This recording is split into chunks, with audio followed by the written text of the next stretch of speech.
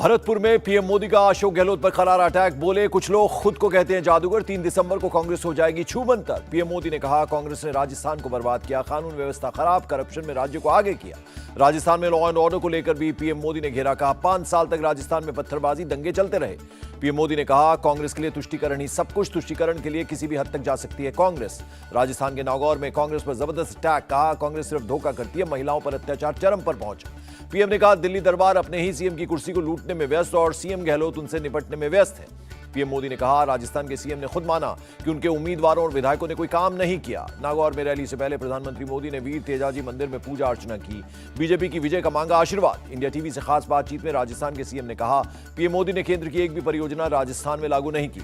अशोक गहलोत ने कहा मैं पीएम मोदी से भी बड़ा फकीर हूं, राजस्थान बीजेपी में बड़ा कंफ्यूजन है। राजस्थान के सीएम अशोक गहलोत का बीजेपी पर तंज। बोले बीजेपी की इतनी बुरी हालत कभी नहीं हुई, स्थानीय मुद्दों पर नहीं करते हैं बात। गहलोत ने कहा बीजेपी ओल्ड पेंशन स्कीम पर नहीं करती बात, हमारी कई योजनाओं पर कोई टिप्पणी तक नहीं की। राजस्थान के सीएम अशोक गहलोत ने सरकारी नौकरी पाने वाले युवाओं को दी बधाई। जालौर में सीएम योगी का बयान, ये सिर्फ एक चुनाव नहीं, ये राजस्थान और हमारे देश दोनों के भविष्य को बदलने का चुनाव है।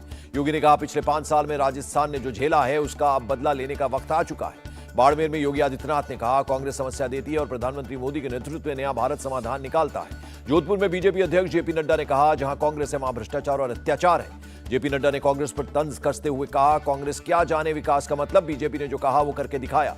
इंडिया टीवी से बोले असम के सीएम हेमंत बिश्व शर्मा, राजस्थान में एंटी भारत गतिविधियां बढ़ी।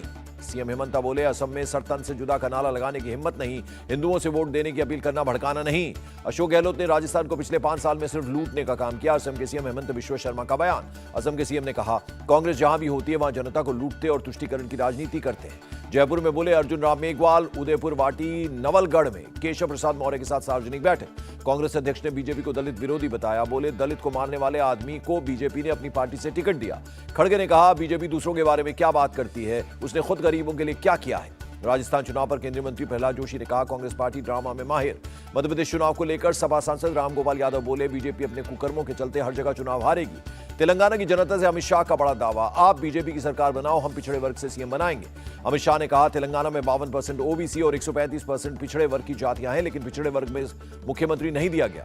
अमित शाह ने वारंगल में कहा ओवैसी के दबाव में पिछड़ा वर्ग ओबीसी और एसटी से छीनकर मुसलमानों को आरक्षण दिया गया। शाह ने कहा तेलंगाना में बीजेपी सरकार बनने पर बारी बारी से सभी को अयोध्या में मुफ्त में रामलला के दर्शन कराएंगे।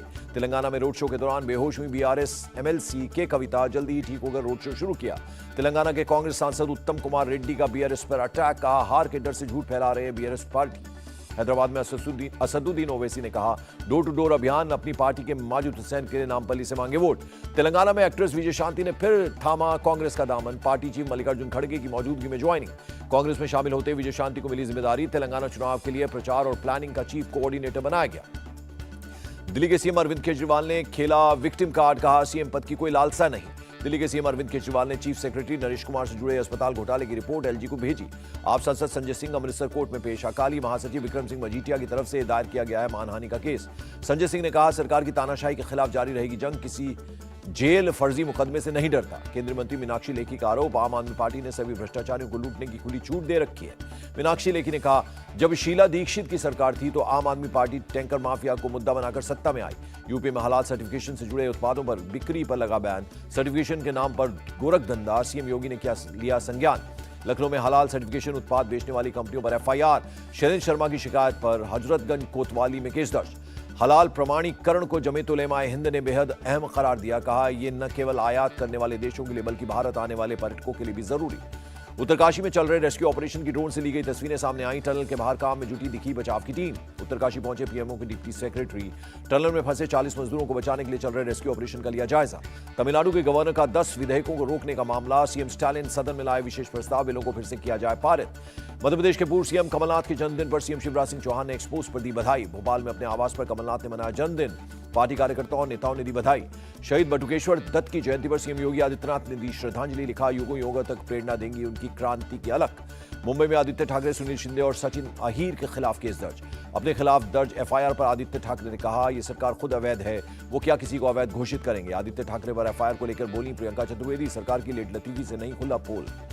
मुंबई में सीएम एकनाथ शिंदे से मिले एनएसए अजीत डोवाल, आधिकारिक आवास पर हुई मुलाकात।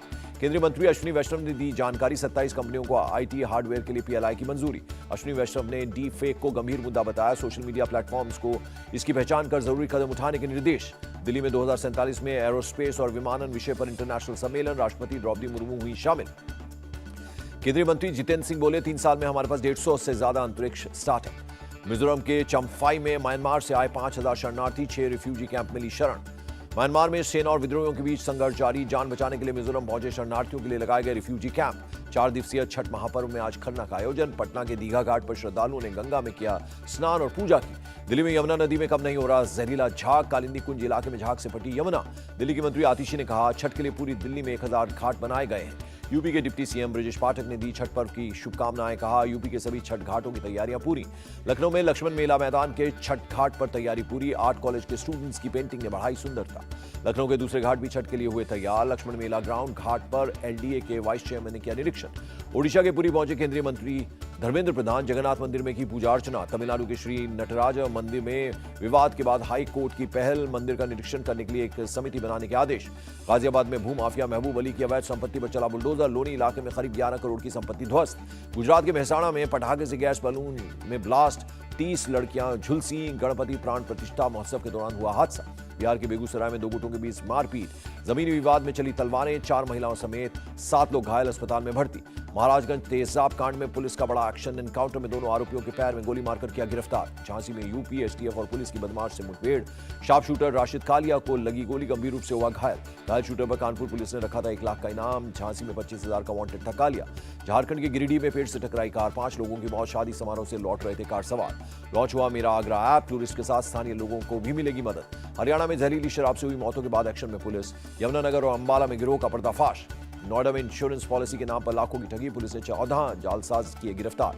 गुरुग्राम के बादशाहपुर में नवजात का शव मिलने से सनसनी, कूड़े के ढेर पर मिला शव। दिल्ली में प्रदूषण से लोगों को राहत नहीं, आज भी 400 के करीब एयर क्वालिटी इंडेक्स। हरियाणा में फिर सामने आया पराली जलाने का मामला, करनाल में जलाई गई पराली। साउथ गजा में ग्राउंड ऑपरेशन की तैयारी में इजरायल, गजा में रहने वालों के लिए चेतावनी जारी। मुस्लिमों को भी नहीं बख्श रहे हमास के आतंकी, अरब के एक नागरिक के साथ क्रूरता का वीडियो आया सामने। वर्ल्ड कप फाइनल मैच से पहले कप्तान रोहित शर्मा का बयान, कल पिच देखकर बनेगी स्ट्रैटेजी। रोहित शर्मा ने कहा, टीम के हर खिलाड़ी को अपना काम पता है, हम अपनी क्षमता पर कर रहे हैं फोकस। पीएम मोदी कल शाम 5 बजे राजस्थान से पहुंचेंगे अहमदाबाद। एयरपोर्ट से राजभवन जाएंगे, फिर पहुंचेंगे क्रिकेट स्टेडियम। अहमदाबाद में कल वर्ल्ड कप फाइनल देखने आएंगे ऑस्ट्रेलिया के deputy PM Richard Marles. BCCI के उपाध्यक्ष राजीव शुक्ला ने भारत की जीत की जताई उम्मीद, कहा हमारे खिलाड़ी फॉर्म में हैं। मैच को लेकर गुजरात पुलिस ने चाक चौबंद व्यवस्था की, लोगों से मेट्रो का इस्तेमाल करने की अपील की। नरेंद्र मोदी स्टेडियम में चप्पे चप्पे पर सुरक्षा बढ़ाई गई। स्निफर डॉग्स की भी ली जा रही है मदद। आईसीसी विश्व कप फाइनल से पहले रिकी पॉन्टिंग और एन फिंच अहमदाबाद पहुंचे। क्रिकेट विश्व कप फाइनल में टीम इंडिया की जीत के लिए एमएनएस कार्यकर्ताओं ने की विशेष पूजा। भारत की जीत के लिए देश भर में पूजा पाठ का दौर जारी। फैंस ने अलग अलग तरीके से दुआएं मांगी। मैच देखने आए दर्शकों में भारी उत्साह, कहा यह एक अद्भुत मैच होगा, भारत विश्व कप जीतेगा। कल के वर्ल्ड कप मैच के लिए रेलवे की खास पहल, दिल्ली और मुंबई से अहमदाबाद के लिए 6 स्पेशल ट्रेन। फाइनल मैच से पहले दिल्ली से अहमदाबाद तक विशेष ट्रेन रवाना, खुशी से झूम उठे फैंस। और इंडियन एयरफोर्स की सूर्य किरण एरोबैटिक टीम विश्व कप फाइनल से पहले दिखाएगी रोमांचकारी करतब, सारी तैयारियां पूरी।